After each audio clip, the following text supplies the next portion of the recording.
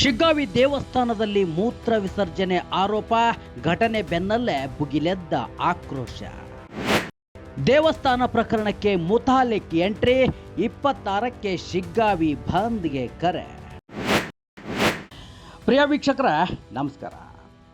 ಶಿಗ್ಗಾವಿ ದೇವಸ್ಥಾನದಲ್ಲಿ ಮೂತ್ರ ವಿಸರ್ಜನೆ ಮಾಡಿದ ಆರೋಪದ ಪ್ರಕರಣ ಈಗ ಜಿಲ್ಲೆಯಷ್ಟೇ ಅಲ್ಲದೆ ರಾಜ್ಯಾದ್ಯಂತ ಸುದ್ದಿಯಾಗ್ತಿದೆ. ಹಾವೇರಿ ಜಿಲ್ಲೆಯ ಮಾಜಿ ಮುಖ್ಯಮಂತ್ರಿ ಬಸವರಾಜ ಬೊಮ್ಮಾಯಿ ಅವರ ತವರು ಕ್ಷೇತ್ರ ಶಿಗ್ಗಾವಿಯಲ್ಲಿ ದೇವಸ್ಥಾನವೊಂದರಲ್ಲಿ ನಡೆದಿರುವ ಈ ಮೂತ್ರ ವಿಸರ್ಜನೆ ಆರೋಪ ಇದೀಗ ಭಾರಿ ವಿವಾದಕ್ಕೆ ಕಾರಣವಾಗಿದೆ.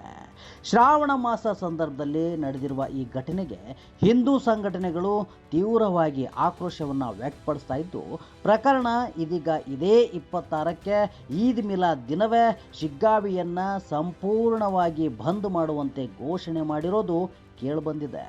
ಶಿಗ್ಗಾವಿ ಪಟ್ಟಣದ ಟೆಂಪೋ ಸ್ಟ್ಯಾಂಡ್ ಬಳಿ ಇರುವ ಆಂಜನೇಯ ಸ್ವಾಮಿ ದೇವಸ್ಥಾನದಲ್ಲಿ ಗುರುವಾರ ರಾತ್ರಿ ಸುಮಾರು 10 ಗಂಟೆ ವೇಳೆಗೆ ಮಹಮ್ಮದ್ ಜಾಫರ್ ಅಬ್ದುಲ್ ರೆಹಮಾನ್ ಕದರಮಂಡಲಿ ಎಂಬ ಯುವಕ ಮೂತ್ರ ವಿಸರ್ಜನೆ ಮಾಡಿದ ಆರೋಪ ಕೇಳಿಬಂದಿದ್ದು, ದೇವಸ್ಥಾನದ ಬಳಿ ಇದ್ದ ಸ್ಥಳೀಯರು ಇದನ್ನು ಗಮನಿಸಿ ಯುವಕನನ್ನು ಪ್ರಶ್ನಿಸಿದ್ರು. ಈ ವೇಳೆ ಕೆಲ ಕಾಲ ಪರಿಸ್ಥಿತಿ ಉದ್ವಿಗ್ನವೂ ಆಗಿತ್ತು. ಸ್ಥಳೀಯರು ಆತನನ್ನು ಹಿಡಿದು ದೇವಸ್ಥಾನದೊಳಗೆ ಕರೆದುಕೊಂಡು ಹೋಗಿ ಎಲ್ಲಿ ಮೂತ್ರ ವಿಸರ್ಜನೆ ಮಾಡಿದ್ದೀಯಾ ಎಂಬುದನ್ನು ತೋರಿಸು ಅಂತ ಪ್ರಶ್ನಿಸಿರೋ ವಿಡಿಯೋಗಳು ಕೂಡ ಸಾಮಾಜಿಕ ಜಾಲತಾಣದಲ್ಲಿ ಹರಿದಾಡಿದ್ವು. ಈ ಘಟನೆಗೆ ಸಂಬಂಧಿಸಿದಂತೆ ಶಿಗ್ಗಾವಿ ಪೊಲೀಸ್ ಠಾಣೆಯಲ್ಲಿ ದೂರು ನೀಡಲಾಗಿದ್ದು, ಹಿಂದೂಗಳ ಧಾರ್ಮಿಕ ಭಾವನೆಗಳಿಗೆ ಧಕ್ಕೆ ತರುವ ಉದ್ದೇಶದಿಂದಲೇ ದೇವಸ್ಥಾನದೊಳಗೆ ಮೂತ್ರ ವಿಸರ್ಜನೆ ಮಾಡಲಾಗಿದೆ ಅಂತ ದೂರಿನಲ್ಲಿ ಆರೋಪಿಸಲಾಗಿದೆ. ಪೊಲೀಸರು ಪ್ರಕರಣವನ್ನು ದಾಖಲಿಸಿಕೊಂಡು ಮಹಮ್ಮದ್ ಜಾಫರ್ನನ್ನು ಬಂಧಿಸಿದ್ದಾರೆ. ಆದರೆ ಪ್ರಕರಣ ಇಲ್ಲಿಗೆ ನಿಲ್ಲಿಲ್ಲ. ಘಟನೆಯನ್ನು ಖಂಡಿಸಿ ಹಿಂದೂ ಸಂಘಟನೆಗಳು ಹಾಗೂ ಬಿಜೆಪಿ ಕಾರ್ಯಕರ್ತರು ಶಿಗ್ಗಾವಿಯಲ್ಲಿ ರಸ್ತೆಯನ್ನು ತಡೆದು ಪ್ರತಿಭಟನೆಯನ್ನು ನಡೆಸಿದ್ದಾರೆ. ನೂರಾರು ಕಾರ್ಯಕರ್ತರು ಜಮಾಯಿಸಿ ಆರೋಪಿಗೆ ಕಠಿಣ ಶಿಕ್ಷೆಯನ್ನು ನೀಡಬೇಕು, ಆತನನ್ನು ಗಡೀಪಾರು ಮಾಡಬೇಕು ಅಂತ ಆಗ್ರಹಿಸಿದರು. ಇದರ ಬೆನ್ನಲ್ಲೇ ಶಿಗ್ಗಾವಿಗೆ ಆಗಮಿಸಿದ ಶ್ರೀರಾಮ ಸೇನೆ ಮುಖ್ಯಸ್ಥ ಪ್ರಮೋದ್ ಮುತಾಲಿಕ್ ಪ್ರಕರಣದ ಬಗ್ಗೆ ತೀವ್ರವಾಗಿ ಆಕ್ರೋಶವನ್ನು ವ್ಯಕ್ತಪಡಿಸಿದ್ದಾರೆ. ಹಾವೇರಿ ಜಿಲ್ಲೆಯಲ್ಲಿ ಪದೇ ಪದೇ ಹಿಂದೂಗಳ ಭಾವನೆ ಕೆರಳಿಸುವ ಘಟನೆಗಳು ನಡೆಯುತ್ತಲೇ ಇವೆ ಎಂದು ಆರೋಪಿಸಿರುವ ಮುತಾಲಿಕ್, ಕೆಲ ಕಾಂಗ್ರೆಸ್ ನಾಯಕರು ಇಂಥ ಘಟನೆಗಳಿಗೆ ಪ್ರೇರಣೆಯನ್ನು ನೀಡುತ್ತಿದ್ದಾರೆ ಅಂತ ಆರೋಪಿಸಿದ್ದಾರೆ. ಜೊತೆಗೆ ಈ ಪ್ರಕರಣದಲ್ಲಿ ಜಾಫರ್ ಒಬ್ಬನೇ ಇದ್ದಾನೆಯೇ ಅಥವಾ ಇನ್ನೂ ಯಾರಾದರೂ ಇದ್ದಾರೆ ಎಂಬುದರ ಬಗ್ಗೆ ಸಮಗ್ರವಾಗಿ ತನಿಖೆಯನ್ನು ನಡೆಸಬೇಕು ಎಂದು ಕೂಡ ಆಗ್ರಹಿಸಿದರು. ಇಷ್ಟೇ ಅಲ್ಲ, ಮುತಾಲಿಕ್ ಅವರ ಮತ್ತೊಂದು ಹೇಳಿಕೆ ಇದೀಗ ರಾಜಕೀಯ ವಲಯದಲ್ಲೂ ಚರ್ಚೆಗೆ ಕಾರಣವಾಗಿದೆ. ಇಂದು ದೇವಸ್ಥಾನದ ಒಳಗೆ ಬಂದು ಉಚ್ಚೆ ಹೊಯ್ಯುವಂತಹ ಘಟನೆ ನಡೆದಿದೆ, ನಾಳೆ ನಿಮ್ಮ ಮನೆಯಲ್ಲೂ ನಡೆಯಬಹುದು ಎಂದು ಜನರನ್ನು ಎಚ್ಚರಿಸಿರುವ ಮುತಾಲಿಕ್ ಘಟನೆಯನ್ನು ಖಂಡಿಸಿ ಇದೇ 26ಕ್ಕೆ ನಡೆಯುವ ಬಂದ್ಗೆ ಎಲ್ಲರೂ ಬೆಂಬಲವನ್ನು ನೀಡಬೇಕು ಅಂತ ಕರೆ ನೀಡಿದ್ದಾರೆ.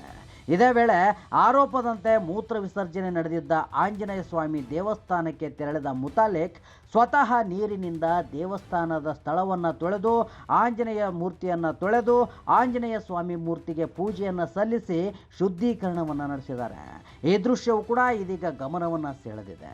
ಆದರೆ ಮುತಾಲಿಕ್ ಅವರ ಹೇಳಿಕೆಗಳಲ್ಲಿ ಕೆಲವು ತೀವ್ರ ಆರೋಪಗಳು ಕೂಡ ಕೇಳಿಬಂದಿದೆ. ಈ ಪ್ರಕರಣವನ್ನು ಕೇವಲ ಒಬ್ಬ ಯುವಕನ ಕೃತ್ಯ ಅಂತ ನೋಡಬಾರ್ದು, ಇದರ ಹಿಂದೆ ಯಾರಾದರೂ ಇದ್ದಾರಾ ಅಂತ ತನಿಖೆಯನ್ನು ಮಾಡಬೇಕು ಅಂತ ಅವರು ಆಗ್ರಹಿಸಿದರು. ಜೊತೆಗೆ ಶಿಗ್ಗಾವಿ ಶಾಸಕ ಯಾಸಿರ್ ಖಾನ್ ಪಠಾಣ್ ಅವರನ್ನು ಕೂಡ ಪ್ರಶ್ನಿಸಿರುವ ಮುತಾಲಿಕ್, ಆರೋಪಿತ ಯುವಕ ಹಾನಗಲ್ ತಾಲೂಕಿನವನು, ಹಾಗಾದರೆ ಅವನು ಶಿಗ್ಗಾವಿಗೆ ಹೇಗೆ ಬಂದ ಅನ್ನೋದನ್ನು ಪ್ರಶ್ನೆಯನ್ನು ಎತ್ತಿದ್ದಾರೆ. ಹೀಗಾಗಿ ಈಗ ಶಿಗ್ಗಾವಿಯಲ್ಲಿ ಪ್ರಮುಖವಾಗಿ 3 ಪ್ರಶ್ನೆಗಳು ದೊಡ್ಡದಾಗಿ ಕೇಳಿಬರ್ತಿವೆ.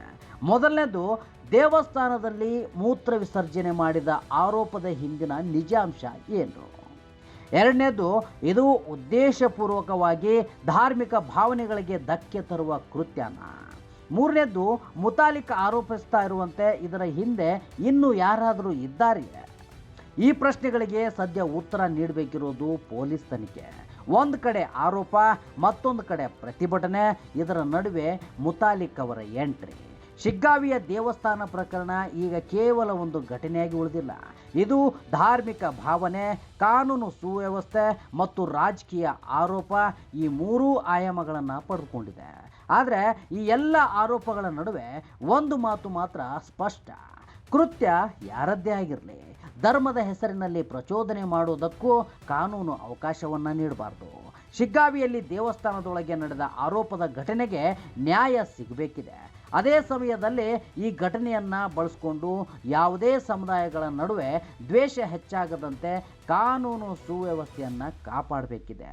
ಈಗ ಎಲ್ಲರ ಕಣ್ಣು ಪೊಲೀಸರ ತನಿಖೆಯ ಮೇಲೆ.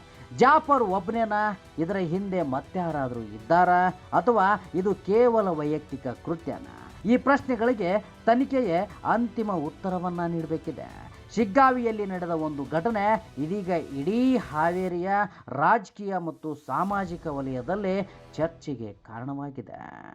ಶ್ರೀ ಕರ್ನಾಟಕ, ಹಾವೇರಿ.